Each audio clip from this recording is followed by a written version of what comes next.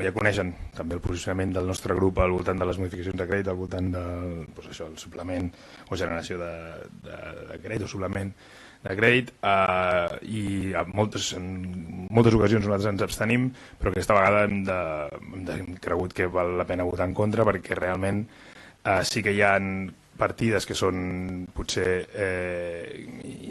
que són necessàries, com podria ser el tema de l'uniforme i de més, però és que en aquesta modificació de crèdit, que el secretari diu que els regidors som coneixedors de totes les partides que s'estan, o de les altes i les baixes al voltant d'això,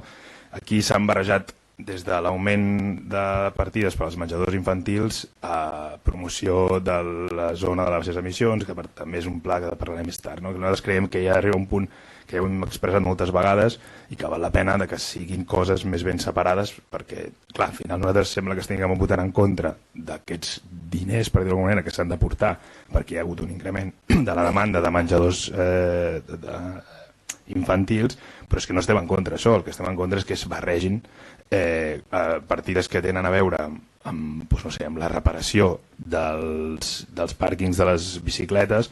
i partides que tenen a veure amb necessitats sobrevingudes, com pot ser aquest augment de la demanda de menjadors infantils, al mateix temps també de la demanda d'uniformes i de més degut a la contractació de la policia local. I per tant expressem el nostre vot contrari a aquesta modificació. Moltes gràcies.